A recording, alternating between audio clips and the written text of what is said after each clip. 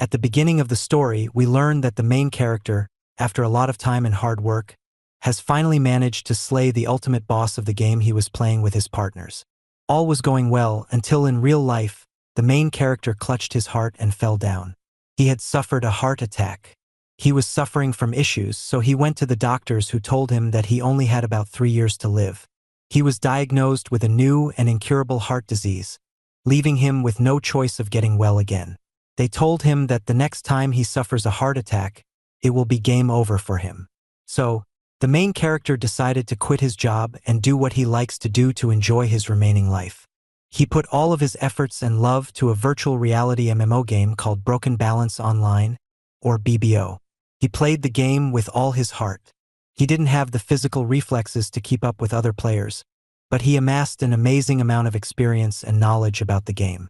And it all came to a crescendo when the main character and his crew finally managed to defeat a boss that has been considered impossible to beat for the last 3 years of the game. He wanted to live on and enjoy this moment and continue playing the game for longer, but alas, this was all she wrote. So, with tears in his eyes, and with his crewmates bombarding him with messages, asking why he had logged off, the main character sends a message telling everyone that he is thankful to them for everything. As he closes his eyes for the last time, the main character hopes to live a life full of happiness if he ever gets another shot at life again. Suddenly, he wakes up in bed and notices something strange. He gets a full flashback of everything that has ever happened in his life, from the beginning to the end. He wondered just why that was happening until the final moment occurred to him. His final wish was to live happily if he got another shot at life, so that is what happened. He has been reincarnated in another world, but his memories from his past life are still intact. Following this, we get to learn that the main character is called Eldo in this universe and that he is the 4th son of a lower-ranked noble in this world.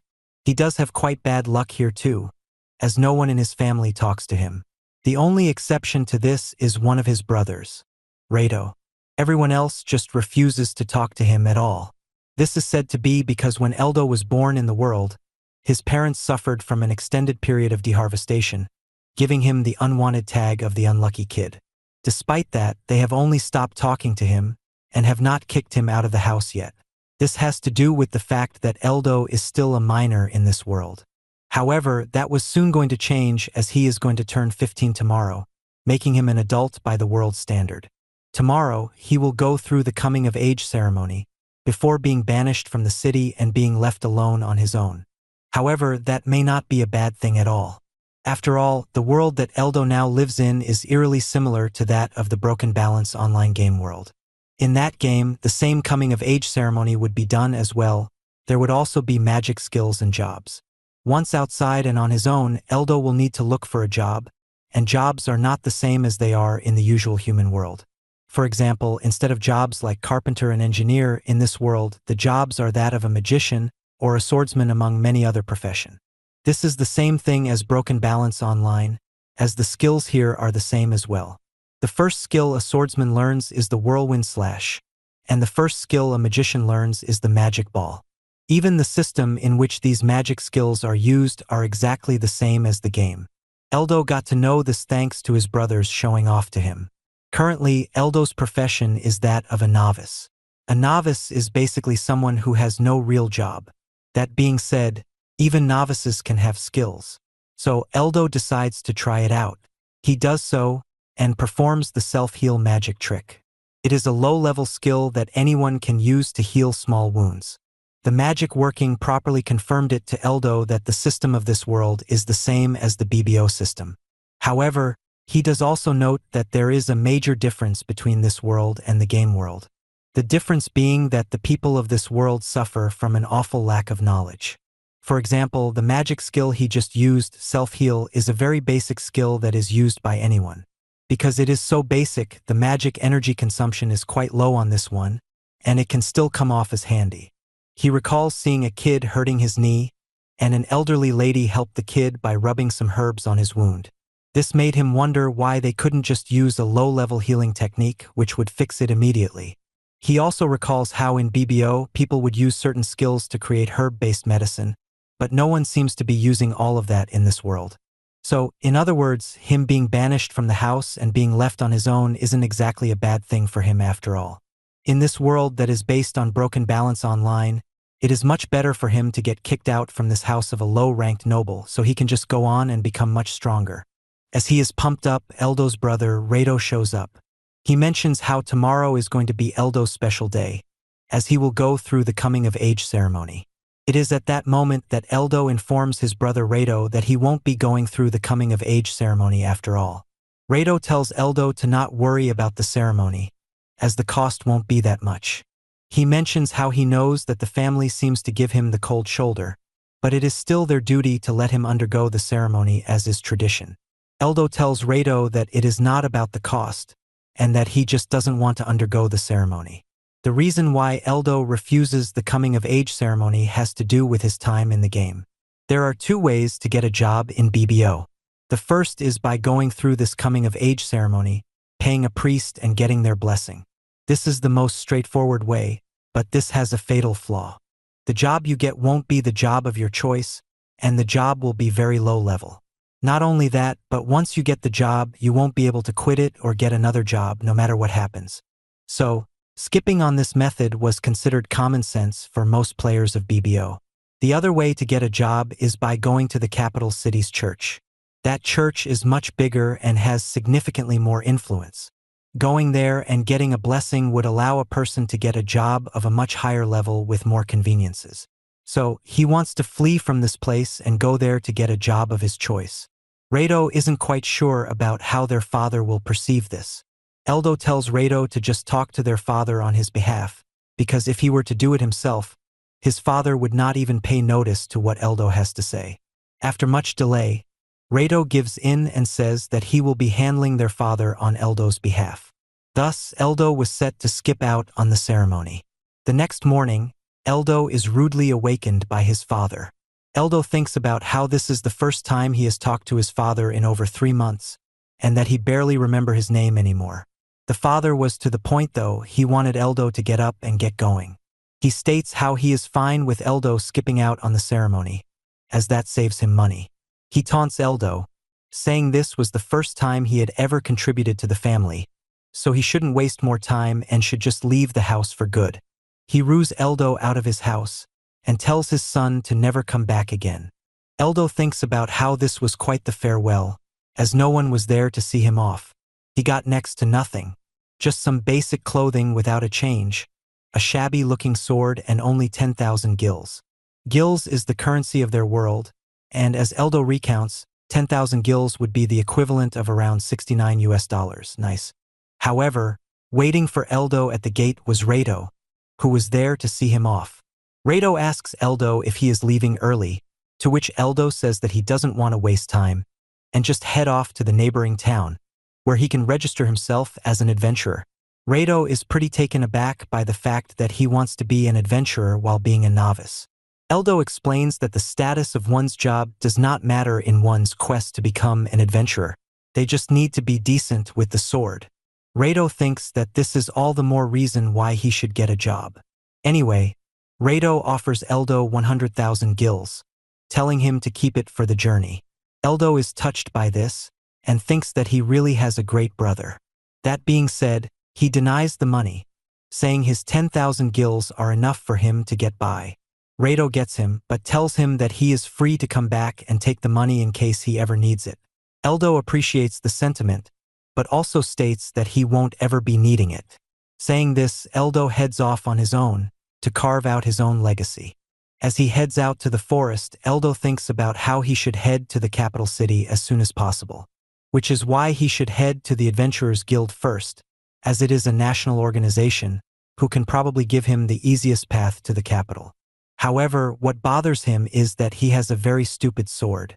The sword is weak, so he doesn't want to come across any dangerous demon. His thoughts bite him back, as the next thing he sees is a demon. The demon gets up and gets ready to pounce as it sees Eldo.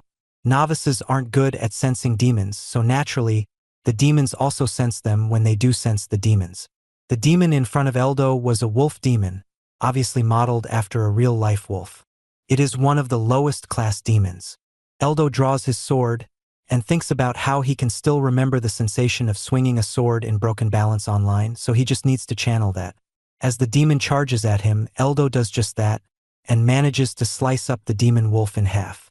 Eldo also manages to land a critical hit on the demon. In BBO, if a player hits a demon perfectly, their XP points for that win is doubled. This is what happened to Eldo in this world, and he was certain about getting a boost thanks to this. Now, Eldo was confident in his skills anyway. In this world that imitated the world of BBO, Eldo felt like he could more than hold his own and do something great. Eldo felt amazed by his own skills. He moved really quickly to respond to that demon and managed to take it out.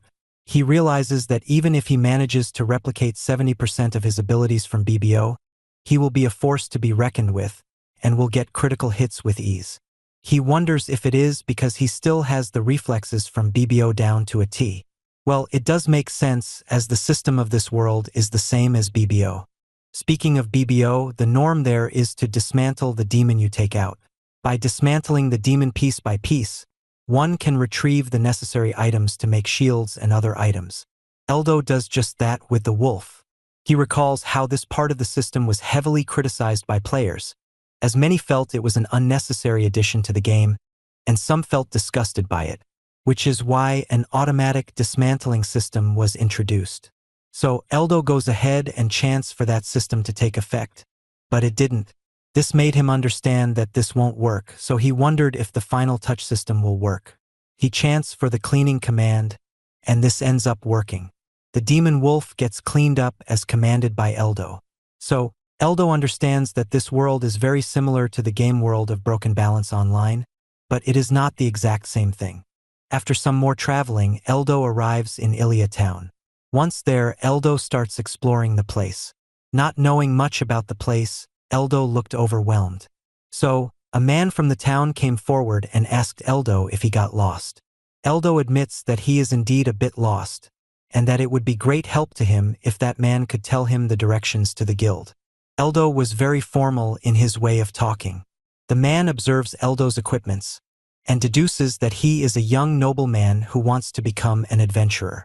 However, his equipment were very bad, so the guy warns him that if he enters with such equipments, he would immediately get booted out. He says that the people who gave him these must wish really bad for him, which Eldo confirms. Following this, the guy gives Eldo a tip, that being that he should not talk to others so formally. After all, adventurers never use such formal language.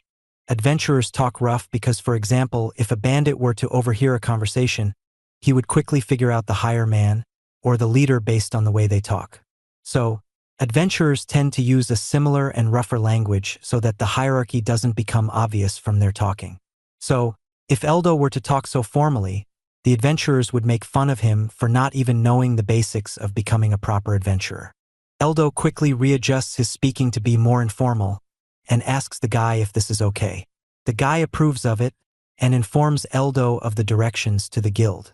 Eldo starts heading that way, as he realizes that adventurers indeed tend to speak in a very informal way.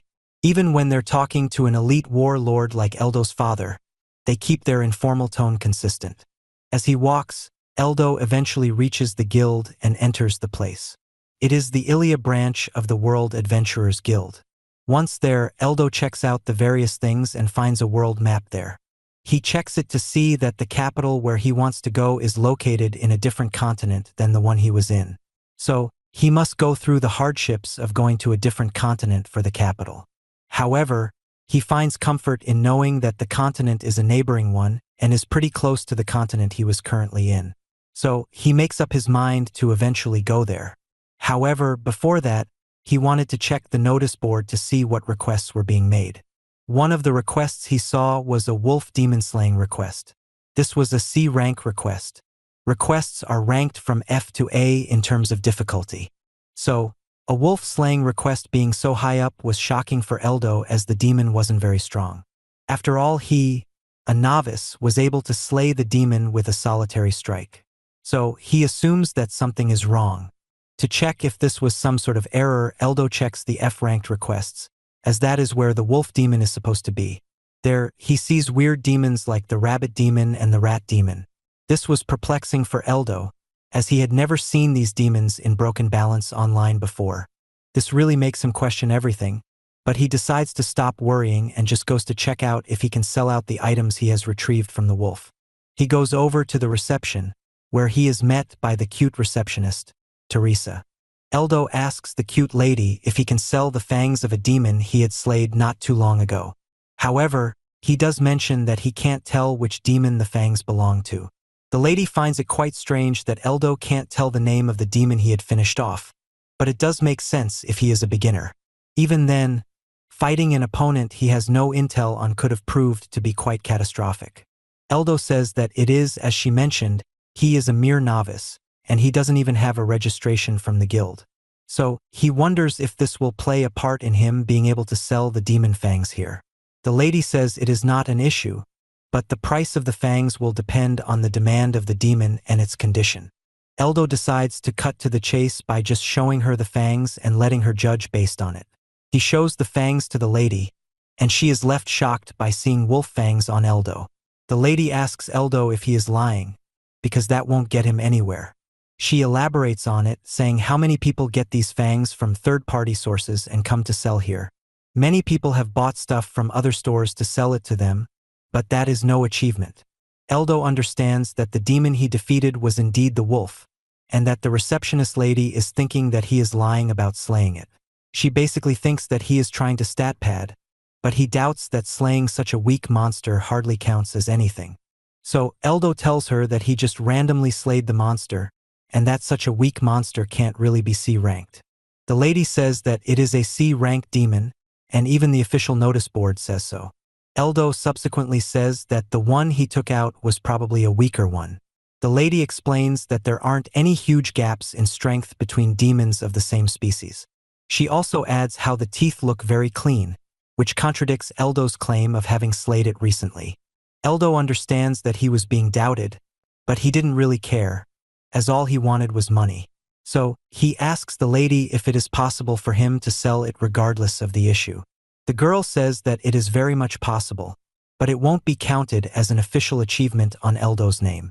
She estimates the value of the fangs to be around 32,000 gils, but because the condition of the teeth was clean, she offers him 34,000 gils. That was more than enough money for Eldo, so he agreed to sell it.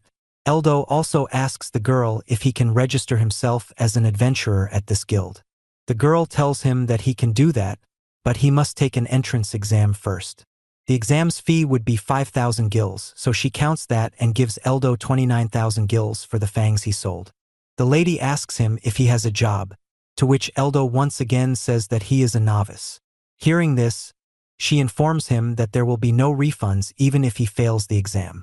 Eldo asks if his application will be rejected forever if he fails. The girl replies saying that some guilds do that, but they don't. If one of their applicants fails, they just simply let them choose a different occupation. Eldo mentions how he thought the exams are supposed to be easy. The girl says that the exams are easy, but there is always a choice to change up. The lady then shows him the list of subjects he can choose. She tells him to choose calmly, as he will be treated the same regardless of his subject. She informs him that the subjects are based on the applicant's current skill set. Being a novice though, Eldo won't get to choose a lot of them because he simply doesn't have any skills as a beginner. Eldo realizes that the only real option that he can go for is the option to fight a swordmaster trainer and win that fight. He knows that it'll be very tough, as the skill gap is going to be too much. No matter how much he played BBO, he is still a novice in this world and won't be beating someone who is a master in swordplay. That being said, he will only lose 5,000 gils for trying, so it is worth a shot. He tells the lady that he wants to do the Swordmaster Challenge. The lady accepts his application and tells him that the fight will be held in the training ground. After waiting for a bit, Eldo is taken to the training ground, where he is met by the bigger and more intimidating swordsman. The swordsman is quite hostile too, as he directly asks Eldo if he is the stupid novice who bothered challenging him. After taking just one look, Eldo could say that he was doomed, and asked the guy to go easy on him. The swordmaster told Eldo that he can't go easy on him. After all, if a weak novice like him were to become a swordsman, it could cause him to get hurt fatally. So, he feels a responsibility to stop Eldo from reaching there. His words make Eldo understand that the guy is serious about making Eldo withdraw. He can tell that the guy is way better than him, and that if they were to engage in a sword clash, Eldo will be left done before he can move. However, as he has paid for the money, Eldo wants to go give it a shot. As he gets ready, the swordsman brings out a wooden sword to ensure that Eldo isn't injured fatally. Eldo insists on using a wooden sword too, but the guy tells him it is okay, despite it being a proper blade. The guy is too confident that Eldo won't even get to land a hit. Despite that, Eldo ends up convincing him, and he takes a wooden sword for himself. Eldo took this sword because it feels lighter, and he doesn't want to risk using a real sword. He takes a wooden sword and feels right at home with it. And thus, both of the participants were ready for a big battle. The receptionist lady, Teresa, volunteers to be the referee of the match. She gets ready and calls for the beginning of the test exam. Once the fight starts, Eldo once again thinks about how the class difference is too much between them. He thinks about the only way to beat his opponent is by exploiting their mechanism after a skill move is used. Skill moves are more often than not the most powerful move in a swordsman's repertoire. However, the skill move also comes with a restriction. Once used, the user must recharge themselves for a good 5 to 7 seconds. This will be the opening that Eldo tries to exploit. However, if this guy doesn't end up using any skill moves, Eldo is done for. Just then, the guy charges at Eldo at full speed. Seeing him, Eldo could tell that he was looking for a downward strike. Eldo wasn't confident about surviving the strike, but he knew that taking a back step would help him avoid the attack. The swordmaster jumps up and proceeds to perform the guard crash special skill. Eldo recognizes this as the skill that is used to produce brute strength to break through any defense. Alert, Eldo steps out of the way, leaving the swordmaster wide open. Eldo is happy about pulling this off and subsequently swings his sword to get a hit in and win the bout. The attack sends the swordmaster flying back. The referee calls for a stop to the fight, declaring Eldo the winner. Eldo is surprised to get the victory, but is glad nonetheless, as he thinks that the swordmaster went easy on him. However, the swordmaster was stunned by the fact that he lost to a novice, who can't even use a special skill. Eldo thinks of the guy as a nice person as he thought he was pretending to be shocked. So, Eldo goes forward and thanks the guy before offering him a hand to get back up. After a while, Eldo asks the swordmaster if he has passed the entrance exam with the performance. The master, even though he hated to admit it, says that it was indeed Eldo's victory. Eldo is pleased to know that. The master then asks Eldo about his training and how he learnt to use this sword technique. Eldo tells him that his sword technique is self-taught. He chose to lie because if he had told them that he learned from a game, people would just not believe him. Hence the lie. The sword master found it amusing, and the fact that Eldo actually defeated him is very impressive. Eldo says it is nothing special, as he only managed to win because the swordmaster went easy on him. The swordmaster doesn't get it, as Eldo brings up the fact that he used the ground crusher ability. However, the guy has no clue about Eldo's talk, as Eldo assumes that the swordmaster is just playing dumb to make it seem like he didn't go easy on him. Following this, the receptionist lady congratulates Eldo for completing the entrance exam. She welcomes him to the guild and gives him an official card as a member of the guild. Eldo sees that it has his name on it, and it states his rank, which is F. The lady then offers to tell Eldo about the 3 obligations of an adventurer. Eldo tells her to inform him about it, and so she does. The 3 obligations of an adventurer are to never provide false information to the guild, never divulge information from the client, and to always follow the rules and regulations of the country one is working in. Eldo asks for what the repercussions will be if he breaks one of these rules. Teresa says that the punishment can span from being suspended for a while to being outright banned. It all depends on the severity of the misconduct and the law of the country. In case of a crime, even capital punishment can be dished out. Eldo thinks that the rules are a bit too harsh, but also remembers that there was one extra obligation in BBO. He asks her if there is any rule that makes it obligatory for them to offer their services for an emergency. He thinks this is a key thing, as having to do emergency duty can prove to be a drag. However, Teresa tells him that they only care about the 3 obligations, and that no emergency service will be forced upon anyone. Following this, Teresa tells him of some other things like deadlines and penalties. Each request needs to be completed within a deadline. If certain deadlines aren't met, the adventurer will need to pay a penalty. The amount of the penalty depends on the level of urgency included in the request. Eldo asks her what will happen if he manages to complete a request, but fails to report within the deadline. Teresa makes it clear that the guild will adjust their own deadline based on location and conditions, but if one fails to report it within that deadline, it will be considered an incomplete request. Eldo gets some much-needed knowledge from this. Following this, he asks Teresa if she has any guide for the demons and the fighting. Teresa tells him that there are some, but he cannot take them outside unless he buys them or copies it by hand. So, Teresa brings him the 2 basic books. Eldo first checks out the monster guide, where the F, E, and D rank demons are the ones he has no knowledge of. Rank C has demons such as the wolf, the vampire bat, and a few more. These are generally considered to be the lowest ranked in BBO, so having them so high here makes no sense for him. He also finds out that rage wolves, which are considered a step above beginner level in BBO, are B ranked in this world. This makes him wonder if everyone in this world is A ranked. He then goes to check the A ranked section and finds it empty. This pleases Eldo, as it means that the area has no A ranked demons. Eldo then checks out the fighting manual. The first 3 levels of basic, beginner, and intermediate all talk about rookie movements and fighting singular opponents, whereas the advanced level only talks about fighting multiple opponents, which shocks Eldo as these are beginner level stuff. He then finds a bit of information about the miracle strike, which is a rare phenomenon where the swordsman's strikes are amplified. The strongest person in the universe only has a 20% success rate for miracle strike. Eldo understands that this miracle strike is supposed to be a critical hit, which he landed earlier on the wolf demon. However, the fact that the strongest guy in the universe only managed to get a 20% crit rate means that they are only slightly above beginner level. He realizes that the people of this universe have no idea on how to land critical hits. It is quite simple, one simply needs to relax their hand before the landing of the hit. This is when it occurs to him that this world has no idea on how to use skills and other basic things.